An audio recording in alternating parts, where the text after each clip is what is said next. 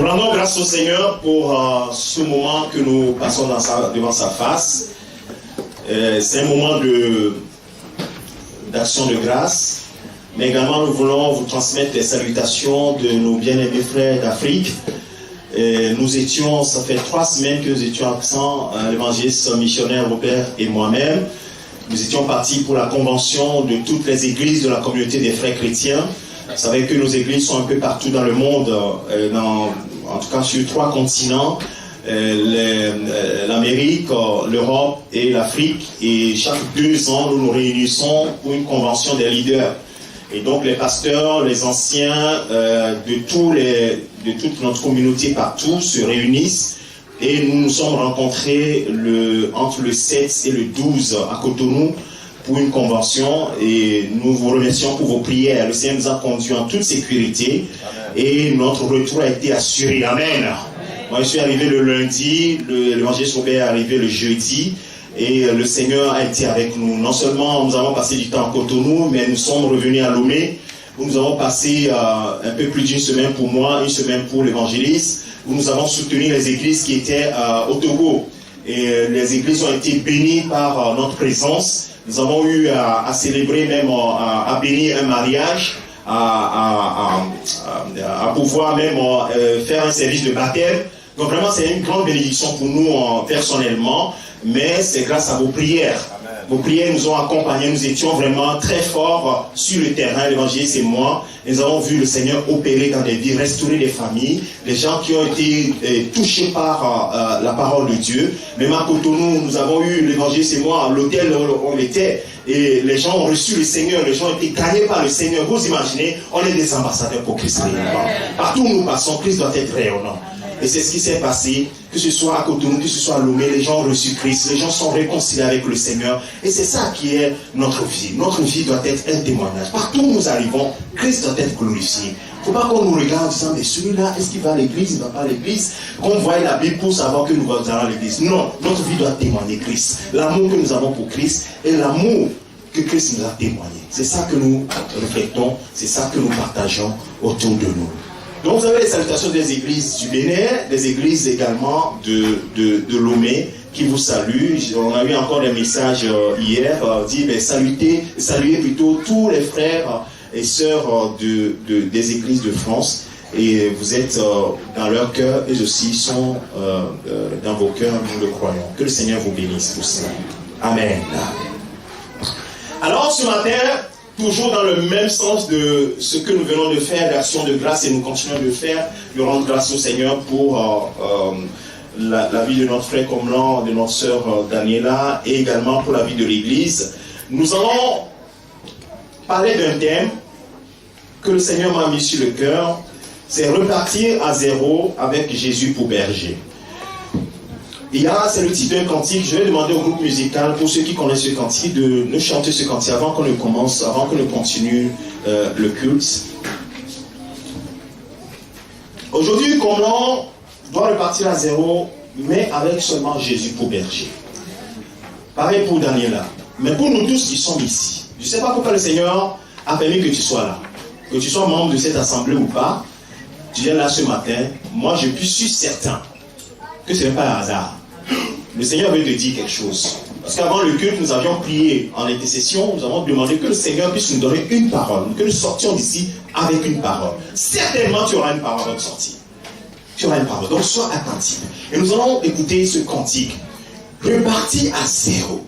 Cela veut dire quoi? Repartir à zéro avec Jésus pour berger. Nous allons chanter ce cantique avec le groupe musical.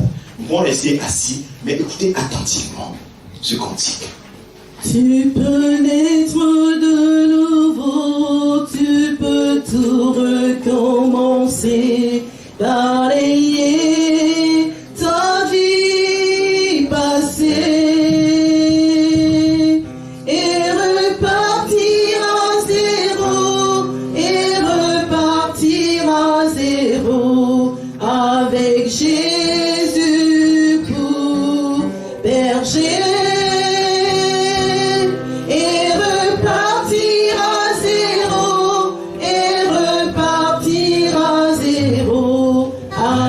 Jésus pour berger, tu peux naître de nouveau, tu peux tout recommencer, balayer ta vie passée et repartir à zéro,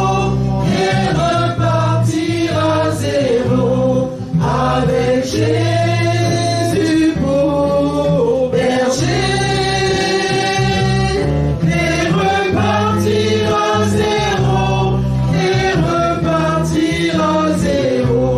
avec Jésus pour berger.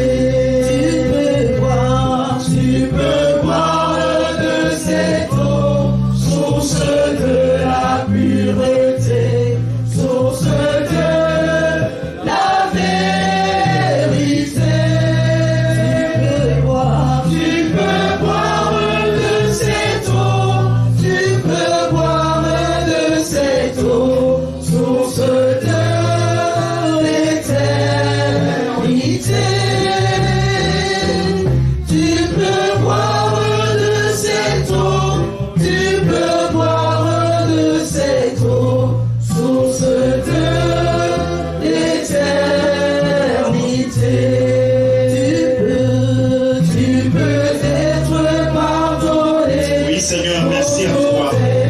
Merci pour ta fidélité, Seigneur. Par Jésus, Oui, Père, notre vie n'est pas glorieuse. Notre passé n'a pas été glorieuse. tu peux Mais nous savons que, Seigneur, avoir la paix. nous pouvons avoir la paix avec toi. Merci, Jésus. Source de la liberté. Et Repartir à zéro, et repartir à zéro, avec Jésus pour berger. et repartir à zéro, et repartir à zéro, avec Jésus pour. Est-ce que quelqu'un peut chanter ce concile du fond de son cœur? Oh, et repartir à zéro, et repartir à zéro, avec Jésus Pour berger. Seigneur, nous bénissons ton Seigneur. Merci pour ta fidélité. Parle à nos cœurs, Seigneur, ce matin. Merci, Saint-Esprit, de ce que tu connais le fond de nos cœurs et ce que nous devons entendre ce matin. Que moi je diminue et que toi tu sois glorieux ce matin. Au nom de Jésus, nous avons ainsi prié. Amen. Que le Seigneur vous bénisse. Je suis dans la joie de vous voir. Est-ce que vous êtes dans la joie de me voir également? Alors ensemble, nous allons repartir à zéro avec le Seigneur. Alors chaque jour, pour toi, ça doit être repartir à zéro. C'est pourquoi la Bible dit, le Seigneur Jésus dit, que à chaque jour suffit sa peine. Ne pas vous inquiéter du lendemain. C'est d'aujourd'hui. Alors au moment où tu es assis, quelle est ta relation avec Jésus? C'est la chose la plus importante. Le passé, oui. Nous avons, pour certains d'entre nous, des passés très sombres, pas glorieuses. Une vie pas glorieuse. Des passés complètement, nous ne voulons même pas qu'on en parle. Si ton passé doit être affiché comme on affiche les cantiques ici, je pense que si tu cherches un moyen de t'éclipser, tu vas t'éclipser. Mais ce n'est pas ça qui est important pour Jésus. Alléluia. Je vous donne juste un exemple, bien-aimés frères. Un jour, un ange apparaît à Gédéon. Gédéon qui était un homme, mon frère, un homme simple comme toi et moi, qui était en Israël. Israël qui était assiégé. Et donc, et tellement la peur régnait qu'il fallait faire des choses importantes la nuit. Et donc Gédéon s'est éclipsé la nuit pour aller valer du froment. La nuit, en catimini. Et un ange lui apparaît et dit, salut toi, vaillant héros. Et là il se dit, mais qu'est-ce qui se passe là? Vaillant héros? Moi héros? Non, c'est pas ton passé dont le Seigneur est en train de parler. Il parle de l'avenir. Et alléluia. Il parle de ce qui doit arriver.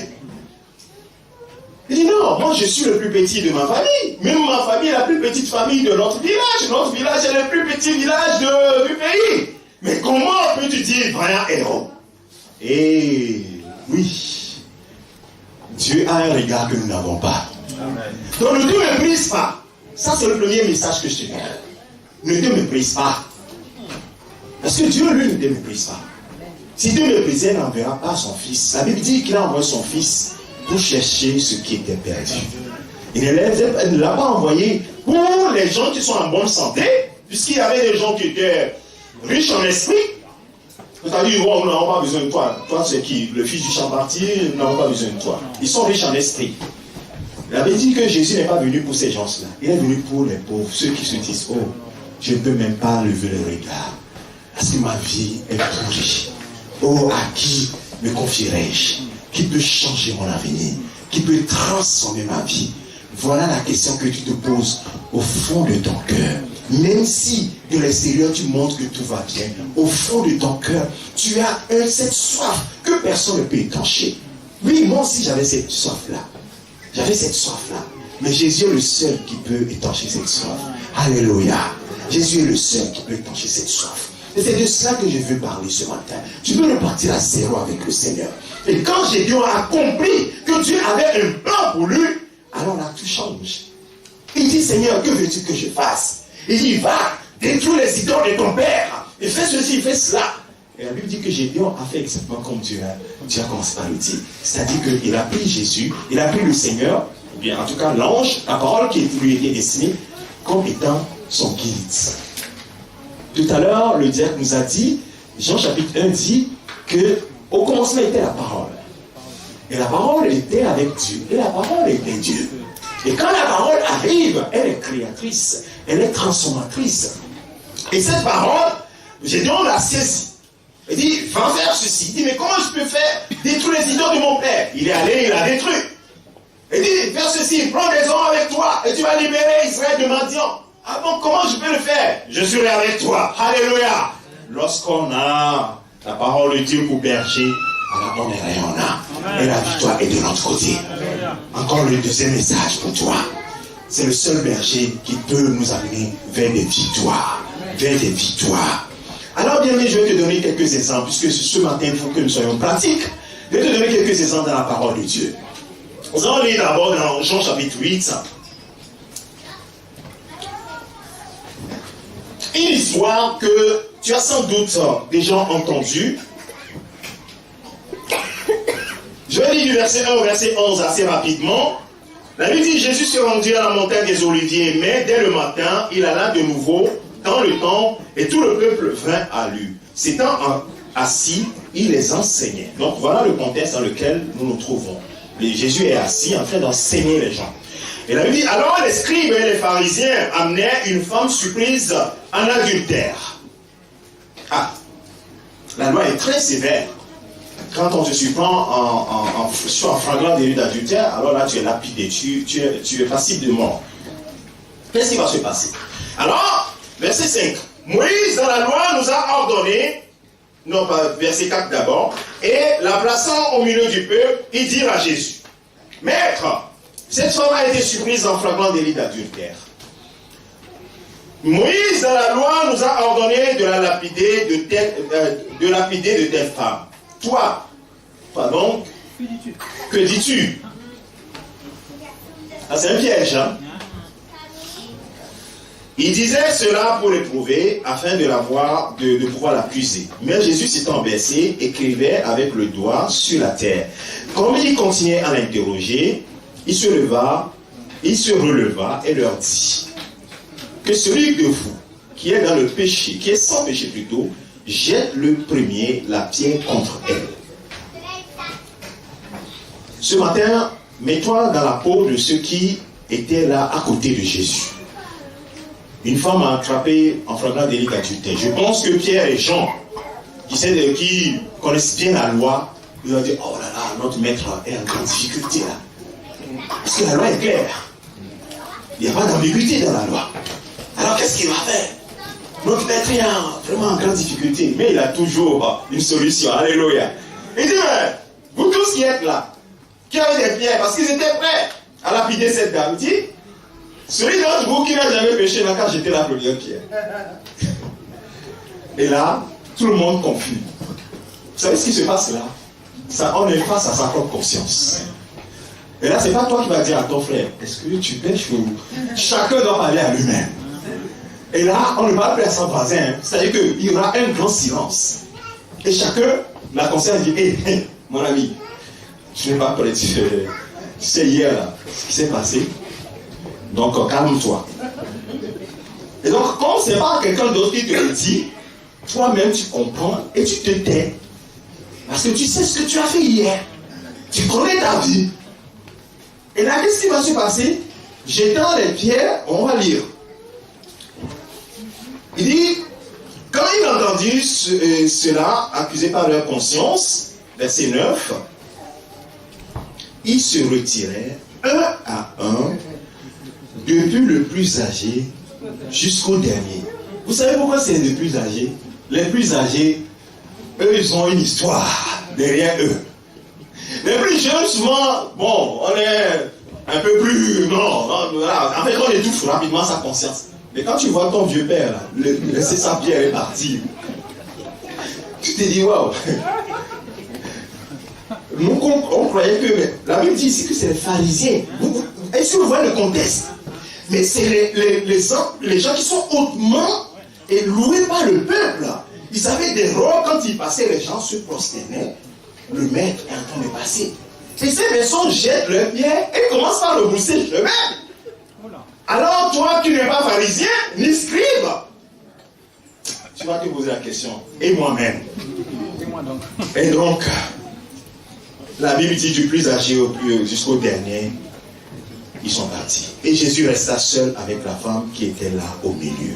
Alors s'étant relevé et ne voyant plus que la femme, Jésus lui dit, femme, où sont ceux qui t'accusaient? Personne ne t'a-t-il condamné? Elle répondit, non Seigneur.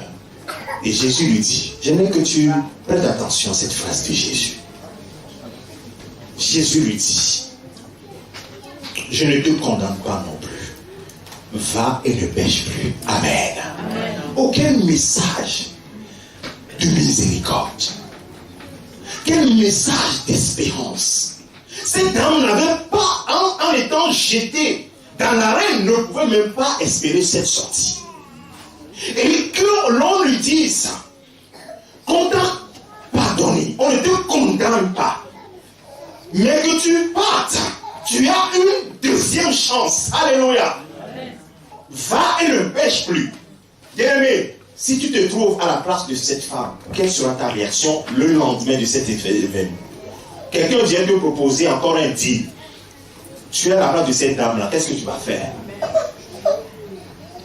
Je pense que toi-même tu vas prendre la décision de ne plus te trouver dans cette condition-là. Alléluia.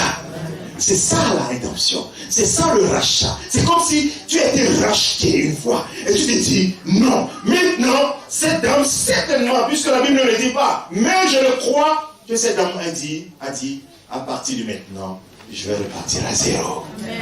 Alléluia. Amen. Repartir à zéro avec Jésus, avec celui-là qui ne me condamne pas, mais qui me dit, va et ne pêche pas. Je vais m'attacher à lui. Voir comment je peux faire pour marcher comme il le veut. Amen. Alléluia.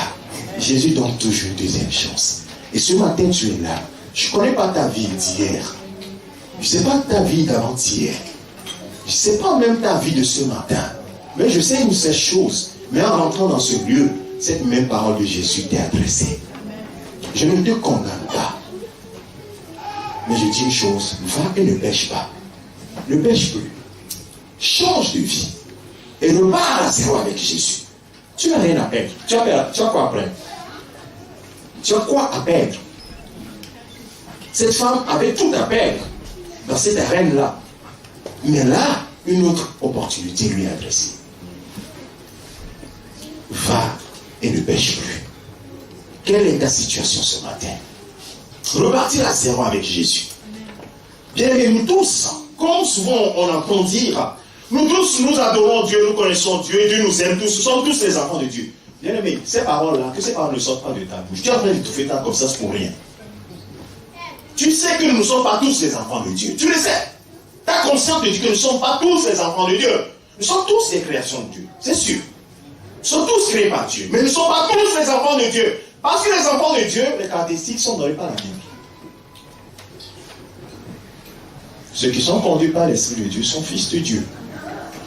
Ceux qui croient que Jésus-Christ, tu peux nous projeter ça, je ne vais pas le lire, 1 Jean chapitre 5, versets 4 et 5, de ceux qui sont nés de Dieu. Ceux-là, ceux qui sont nés de Dieu, ils sont enfants de Dieu. Est-ce que tu es né de Dieu? Si tu n'es pas né de Dieu, il te donne une nouvelle chance. Il te donne une nouvelle chance. Il ne faut pas être dans la masse. Moi, si je vais à l'église, l'église n'a jamais sauvé et ne sauvera jamais. C'est ta relation avec Dieu. Et la Bible dit que si ta conscience te condamne, alors Dieu qui est plus élevé, qui est plus grand que ta conscience, qu'est-ce que tu en penses? Parce que nous ne pouvons pas tricher notre conscience. Hein? Est-ce que tu peux tricher ta conscience? Comment on ne voit pas la conscience? On est dans le costume, n'est-ce pas? Comment on ne peut pas voir la conscience? Oh, tout le monde fait le gros dos. Moi, je suis chrétien. Quand tu t'assois comme ça, ta conscience te dit, mon cher ami. Et ça ne marche pas comme ça. Tu le sais au fond de toi-même. Vous savez pourquoi nous le savons? Parce que l'Ecclésiaste, Salomon dit l'Ecclésiaste que Dieu a mis dans chacun d'entre nous le désir de l'éternité. Et c'est Dieu en fait. Dieu a mis dans chacun d'entre nous sa présence, le désir de l'éternité, la vie éternelle. Tout le monde veut cette vie éternelle. Même les gens qui se sont engagés, qui ont lié leur âme au diable, ils se sont dit, oh, si je pourrais avoir une seconde chance pour repousser chemin, ils le savent. Mais quand ils sont dans leur costume, dans leur grosse voiture, dans ceci, ils ont l'impression que tout va bien. Non, tout ne va pas bien. Dans leur propre conscience, ils savent qu'ils ont raté un but. Est-ce que ça vous est déjà arrivé? C'est-à-dire que de prendre un chemin, vous savez que vous êtes perdu, mais vous avancez quand même. Vous n'avez pas le choix. Est-ce que ça vous est déjà arrivé? Moi, ça m'est arrivé. Avant de connaître Jésus, j'étais dans un tunnel. Je savais que je n'avais pas d'issue. J'étais voué à la mort. Je savais que j'étais mort. Jusqu'à ce que cette offre me soit présentée. Jésus peut faire quelque chose pour toi. Jésus a la solution pour toi. Dis, Seigneur, si vraiment tu as la solution, montre-le-moi. Dis oui. Si tu veux me prendre pour berger, je suis prêt à marcher avec toi. Mais va et ne pêche plus. Je marcherai avec toi. Et j'ai dit, Seigneur, quelle deuxième occasion. Je ne veux pas rater cette occasion. Et j'ai saisi cette occasion et dit, plus jamais. Alléluia. Amen. Et ma vie a littéralement changé. Ma vie a littéralement changé. Parce que ce n'est pas quelqu'un qui m'a convaincu. Mais le Seigneur m'a dit, je t'offre une deuxième chance. Et quand j'ai saisi ça, Dieu, personne ne me convaincra du contraire. Tu viens dans la maison de Dieu, mais si ta vie ne plaît pas à Christ, tu marches comme tu veux. Dans le péché, tu es assis dans le péché, c'est que tu n'as pas encore rencontré. Ce qui s'est passé avec cette dame-là, je vous assure, le lendemain, quelqu'un vient lui proposer un deal d'adultère. Elle sera la première, elle n'a pas besoin de conseil d'autres, d'être conseillée par quelqu'un d'autre. Elle va fuir. Elle va même, je dis bien, elle va fuir. Elle va fuir. C'est ce que Jésus a fait pour toi et moi. Et Jésus ne te condamne pas, frère et soeur. Il dit, quiconque vient à lui, il ne va pas le rembourser, le chasser. C'est pourquoi la Bible dit que l'évangile, c'est une bonne nouvelle. Ce n'est pas une mauvaise nouvelle, frère. Ce n'est pas une mauvaise nouvelle, c'est une bonne nouvelle, Jésus. Avoir Jésus dans sa vie, c'est la bonne nouvelle qui puisse nous être adressée. Je vais donner un autre exemple d'une femme. On va lire quelques versets. Parlant de cette dame, dans Jean chapitre 20, nous allons lire le verset 1, verset 2 et puis le verset 18. Donc tu peux mettre le verset 1 jusqu'au verset 18, mais je vais prendre quelques versets et après je lirai dans Luc. Dans Jean chapitre 20, la Bible va parler d'une autre dame. Chapitre 20, verset 1, verset 2. Le premier jour de la semaine, Marie de Magdala se rendit au sépulcre dès le matin, comme il faisait encore obscur. Elle vit que la porte était ôtée, la pierre plutôt était ôtée du sépulcre. Elle courut vers Simon-Pierre et vers l'autre disciple que Jésus aimait. Et il leur dit, ils ont enlevé du sépulcre le maître et le Seigneur, et nous ne savons où ils l'ont mis. Bien aimé, quand tu lis cette histoire, tu dis, oh, cette dame-là, elle est bénie dans les dames. Elle est partie, elle était là au cœur du système, au cœur de la situation qui se passait. C'est-à-dire elle faisait partie des premières personnes qui ont vu la résurrection. Alléluia. Mais le passé de cette dame n'était pas du tout un passé glorieux. C'est juste pour te dire que quand le Seigneur pardonne, quand il restaure réellement. Ça, c'est encore une autre bonne nouvelle que je t'annonce ce matin. Je suis en train de t'annoncer plusieurs ce matin. Alors, retiens les bonnes nouvelles que je suis en train de te donner. Parce que ça ne vient pas de moi, c'est le Seigneur qui te les annonce. Et que tu te poses des questions. Et quand lui, il te pardonne véritablement. Il ne revient pas là-dessus. Et il peut même ouvrir des portes glorieuses devant toi. Et cette dame qui va voir le tombeau de Jésus, elle s'est levée de bon matin pour aller au sépulcre, pour aller embaumer le corps du Seigneur. Je vous fais grâce de tout le détail sur pourquoi est-ce qu'elle va le jour-là pour embaumer le corps. Mais l'histoire de cette dame n'était pas glorieuse. Verset 18 nous dit quelque chose. Marie de Magdala alla annoncer aux disciples qu'elle avait vu le Seigneur et qu'il lui avait dit ces choses. Si tu lis l'histoire, je saute les parties. Cette dame a rencontré Jésus à la résurrection, avant même les autres disciples. Donc ça dit, cette dame est assez particulière. Comment le Seigneur se montre à cette dame? Et c'est elle qui va annoncer aux disciples, voilà, le Seigneur m'a dit ceci, cela. Mais il y a Pierre, il y a Matthieu, il y a Jean. Dans Luc chapitre 8, regardez un peu le témoignage que la Bible donne de cette dame. Luc chapitre 8, verset 2. Les 12 étaient auprès de lui, auprès de Jésus, avec quelques femmes qui avaient été guéries d'esprits malins et de maladies. Marie dite de Magdala, vous comprenez que c'est la même personne dont on est en train de parler là. Marie de Magdala, de laquelle étaient sortis 7 démons. Marie de Magdala, là, d'elle là, étaient sortis 7 démons. Le reste, on ne sait pas. Mais dit que, ayant 7 démons, nous comprenons que la vie de cette dame ne serait pas une vie tranquille. Mais cette dame a été libérée de ces démons. Et elle est revenue dans la grâce de Dieu, dans les bonnes grâces de Dieu. Elle fait partie des personnes qui ont expérimenté cette résurrection. Oh, la restauration, alléluia. Jésus restaure réellement. Jésus rétablit réellement. Alléluia. C'est le seul qui peut rétablir. Ton ami qui a vu ton passé va te condamner. Tes parents qui ont vu ton passé ne vont pas oublier. Mais Jésus, lui, quand il te restaure vraiment. C'est pourquoi ne t'attarde pas sur ton passé. Vois aujourd'hui et ton futur avec le Seigneur. C'est ça le message que je vais te faire passer ce matin. Repartir à zéro avec Jésus pour berger. Et je vais te dire que cette dame, parce qu'elle a été délivrée de ces démons, elle n'a plus quitté le Seigneur. Même quand le Seigneur était à la croix, elle faisait partie des dames qui étaient au pied de la croix.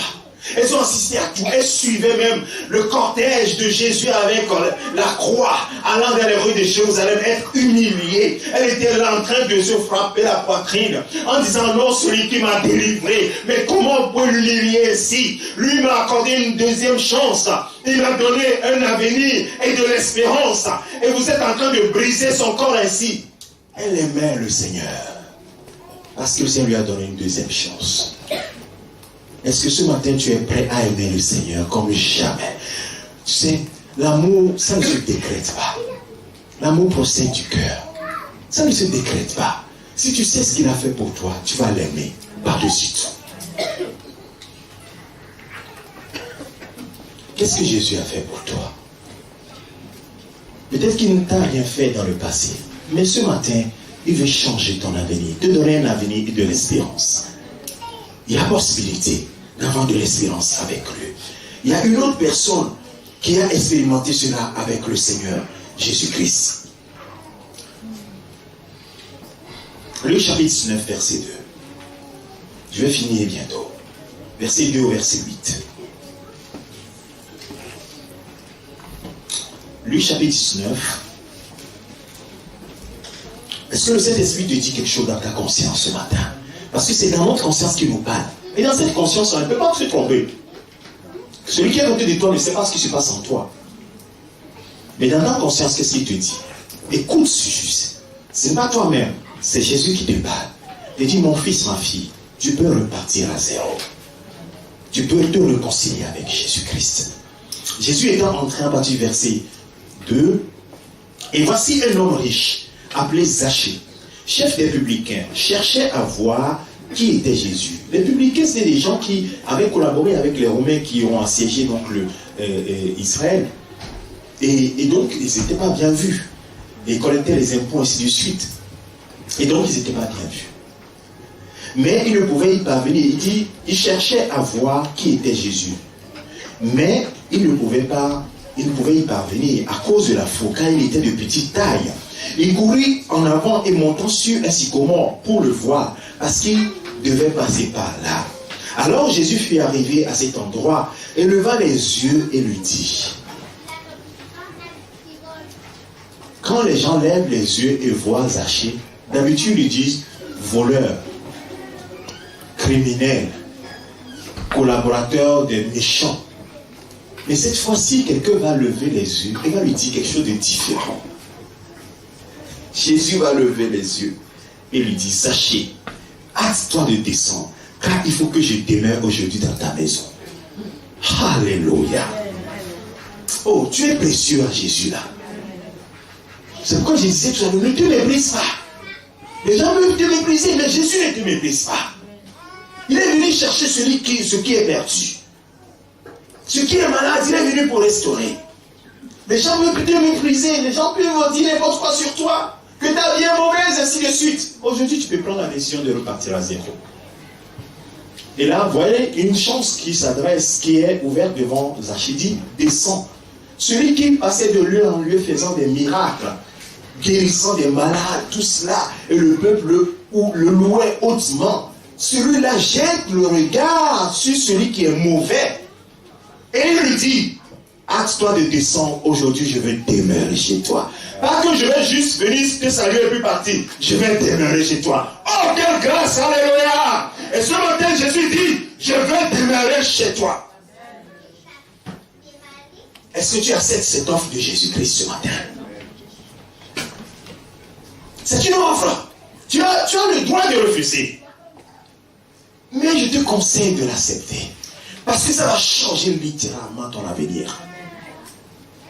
Est-ce que ce matin, tu acceptes cette offre? Alors Zachée a accepté. Il se hâta de descendre et il reçut avec joie. Alléluia. Et ce matin, recevoir avec joie. Je suis en train de parler à deux catégories de personnes au milieu de nous ce matin. Je tiens à le souligner. Toi qui connais le Seigneur, mais qui marche un pied dedans, un pied dehors. Et tu le sais, quand on marche un pied dedans, un pied dehors, c'est qu'on est. On n'est pas dedans, on est dehors. Avec Jésus, ça ne marche pas. On ne peut pas servir Dieu à la fois. Un pied dedans, un pied dehors. Tu es dehors, tu ne le sais pas. Tu dis, oh, mais moi je suis dedans. Non, tu es dehors.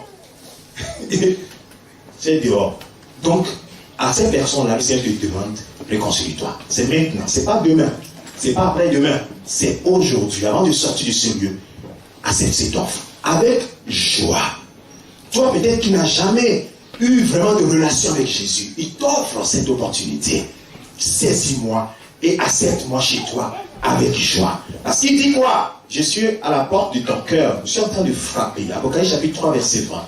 Je suis en train de frapper à la porte de ton cœur. Au travers des paroles qui sortent de ma bouche, Jésus est en train de frapper à la porte de ton cœur. Il dit que si tu ouvres ton cœur, il dit, je rentrerai chez toi. Je souperai avec toi et toi avec moi. Comment on peut souper avec toi en rentrant? Ça veut dire que Jésus est en train de symboliser ta vie comme étant une maison. S'il rentre chez toi, il va pouvoir manger avec toi et toi avec lui. Alléluia! Et c'est ça qu'on appelle la communion. Jésus va te parler, tu vas lui parler. Et c'est lui, là, il va te donner des instructions. Tu vas l'avoir comme seul berger de ta vie. C'est ça, avoir Jésus-Christ comme Seigneur et Sauveur personnel. Alléluia. Ainsi, Zachée va accepter cette offre-là. Voyant cela, vous allez voir, les gens vont murmurer, vos amis vont murmurer, les gens vont vous dire, oh, c'est quoi cette histoire? Voyant cela, tous murmuraient et disaient, il est allé loger sur un homme pécheur. Les gens vont te dire, oh, lui aussi. C'est comme moi-même. Je fais une petite parenthèse. Pas bien parler de soi, mais c'est juste pour glorifier Jésus. J'ai vécu à Valimé avec, comme là, il y a notre frère aussi que je vois, le visage est familier, on a fait Valimé. Et j'avais une vie, les gens me connaissaient. C'est-à-dire la vie des jeunes, la vie, tu pars avec les femmes, ainsi de suite. C'est-à-dire qu'une vie de débauche, je vais le dire simplement comme cela. Et donc, lorsque tu reçois Jésus, regarde du doigt, celui-là aussi. Mais Dieu, toi, tu n'avais personne.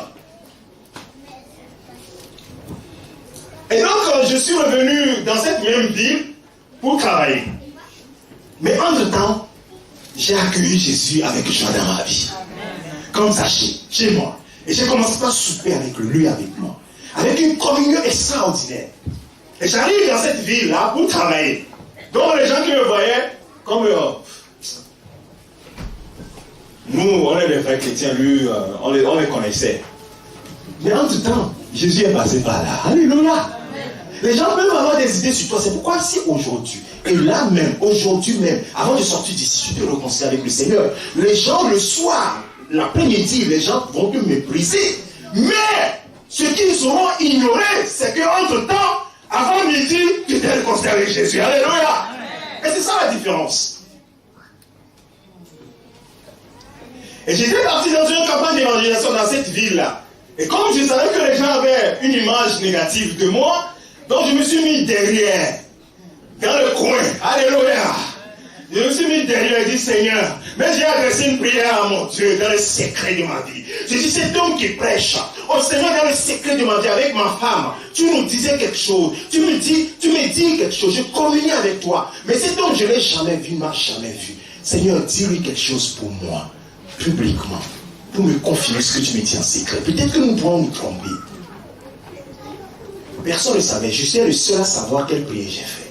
J'étais derrière, caché. Au moment des offrandes, je passe pour donner mon offrande.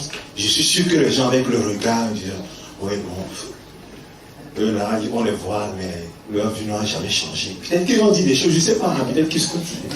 Mais c'est que je venais pour donner mon offrande. Et puis le Seigneur de Dieu se lève spontanément. Et il dit, arrêtez-moi tout. Et toi, tais-toi et tiens-toi ici. Et il a commencé par dire des choses. Oh, le Seigneur est avec toi. Ceci, la profondeur des choses. Et je me suis là, j'étais là. Oh Seigneur, merci. Oh Seigneur, merci. Oh Seigneur, merci. Je n'ai même plus entendu ce qu'il disait. Je vous assure, le lendemain matin, j'avais une fille de chrétien devant mon bureau. Mais nous ne savons pas que tu es devenu chrétien. Mais nous ne savons pas. Ah ben oui. Vous comprenez? Bien aimé, le regard des autres, c'est pas important. Mais c'est un vie avec Jésus qui est important. Et c'est Jésus qui va faire la publicité pour toi. Tu n'as pas besoin d'aller dire aux amis, oh tu sais, je ne fais plus ces choses-là. Tu n'as plus besoin. Jésus lui-même va s'en occuper. Bien aimé, fais confiance en Jésus. C'est le seul berger qui est bon pour nous. Il nous aime. Il peut transformer notre vie. Il peut restaurer notre vie. J'ai encore beaucoup d'autres exemples. Mais je vais m'arrêter là. Je te donne l'exemple de l'apôtre Paul, pour finir. Quelqu'un qui persécutait l'église. Il prenait même les lettres pour aller enfermer les gens. Les gens qui suivaient Jésus-Christ, il les faisait frapper et mettre en prison. Mais sur la route de Damas, Jésus va le rencontrer, va lui faire une offre. Si tu acceptes de me suivre, je ferai de toi un prédicateur. Tu vas annoncer l'évangile. Je vais t'amener là où tu ne sais pas. Et il a accepté pendant 3 jours, aveuglé. Il était là sans manger, sans boire, en train de prier Jésus. Oh Seigneur, pardonne-moi. Je t'ai méprisé. J'ai persécuté ceux qui te suivent. Et je ne savais pas que tu étais vraiment le Seigneur. Et le Seigneur l'a pardonné, lui a pardonné. Il lui a envoyé Ananias. Il dit, Ananias, va vers cet homme, va dans cette maison, tu vas trouver un certain Saul de Tarse. Tu vas prier pour lui. Et tu lui diras ce qu'il va souffrir pour nous. Et Ananias dit, mais non, cet homme, on en a entendu parler. C'est un méchant. Il persécute l'église. Mais comment Dieu, tu m'envoies vers cet homme? Il dit, cet homme est en train de prier. Alléluia. Ça veut dire que quelque chose a changé dans la vie de cet homme. Amen. Quelque chose va changer dans ta vie, frère et soeur. Ce matin, voilà la bonne nouvelle que c'est annonce. Quelque chose peut changer dans ta vie. Amen. Amen. Ton histoire peut changer. Et l'histoire de Saul de Tarse va changer littéralement. Et il va bouleverser l'Europe. C'est lui qui a apporté l'évangile en Europe. Saul de Tarse, devenu l'apôtre Paul. Et Ananias a accepté. Il est allé prier. Les yeux de Paul se sont ouverts. Et le Saint-Esprit est descendu sur Paul. Et Paul a commencé par prêcher Jésus-Christ. Et les gens racontaient, mais celui qui persécutait l'église est devenu en train d'annoncer Jésus maintenant. Alléluia. Il est devenu l'avocat de Jésus. Celui qui était déjà dans le camp avocat de l'autre côté, la partie civile, il est devenu maintenant l'avocat de Jésus. Alléluia. Oh, que c'est merveilleux. Jésus seul peut faire ça pour toi. Mon frère, ma soeur, quel est ton choix ce matin? Le choix de te réconcilier avec le Seigneur, oui. Hier, c'était pas facile pour toi. Mais aujourd'hui, tu peux repartir à zéro. Avec Jésus pour berger. Si tu es d'accord avec ça, nous allons nous lever tous ensemble.